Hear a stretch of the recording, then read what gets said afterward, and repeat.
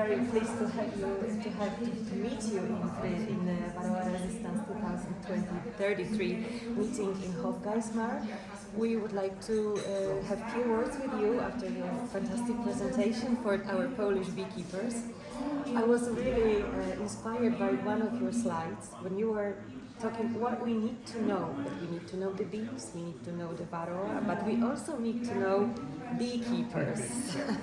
If you could tell a little bit more about this, what we definitely need to know and what we definitely need to work with. Yeah, so beekeepers keep their own type of bee in their own type of way, in their own type of colonies, and they're all very different.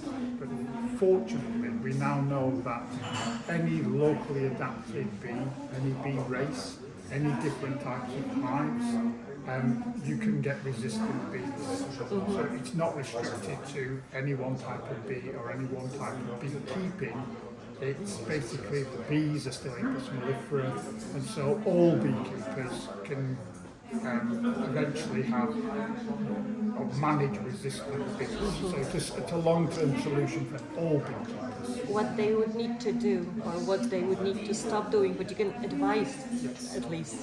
So the problem has been is where you treat your colonies, you remove the natural selective pressure on the bees to learn to deal with the mites, because the beekeepers are doing it for the bees themselves. The other extreme is in feral populations where they're unmanaged. Natural selection pressures are extremely high, and the bees either die or survive. It's a sort of Darwinian beekeeping.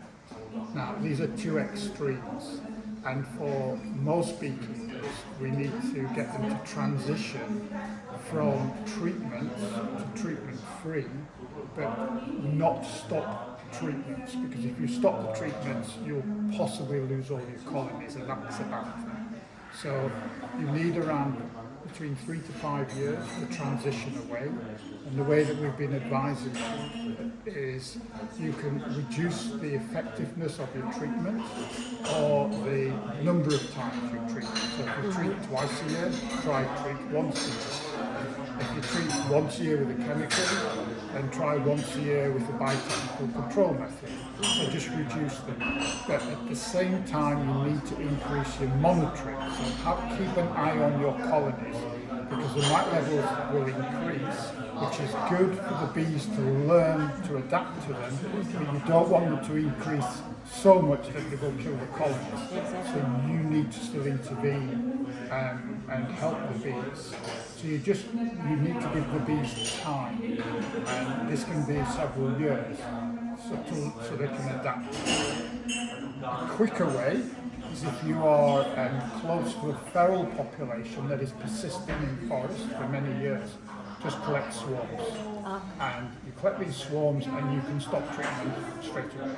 And again, monitor the colonies.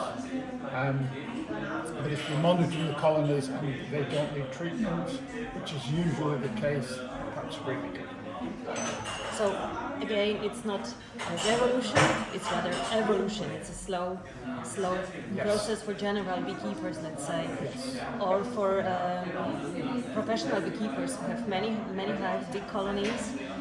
For professional beekeepers, the best solution is buying queens from somebody who has resistant bees, because we now know that if you have locally mated resistant queens, you can requeen any colony and that colony will become resistant.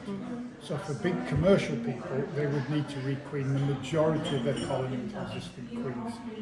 Currently, we don't have that many people, I don't think in Poland yet, that are breeding and selling resistant queens, but that will come, and once that's set up, that's an important part, then that will really speed the process up. That's exactly what we are working on at the moment, so we hope it will be the upcoming trend in upcoming time. And once you've done that is, you can really speed up. It's just getting that first bit started.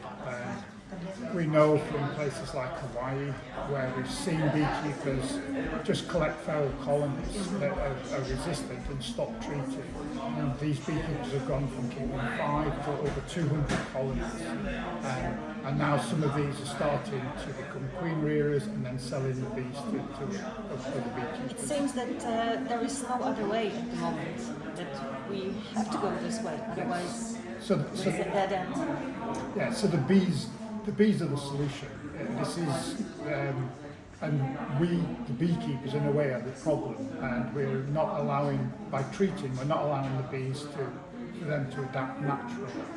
And so what we just need to do now is just help that transition the bees from relying on treatments to dealing, looking after themselves. They can do this, but we just need to help them adapt over, it usually takes about 5 years, 3 to 5 years, depending on your starting stock.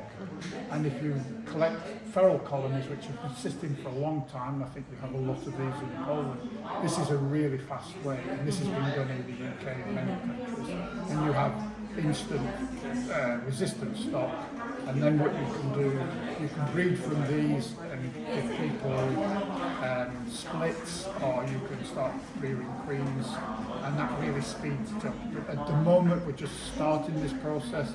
I think in 10 years' time, we'll be, the majority of beekeepers in many countries. So let's follow the way of nature. Yes, follow the way of nature is the way to Thank go. you, Stephen, for your time, and thank you for the presentation. Thanks a lot. Bye.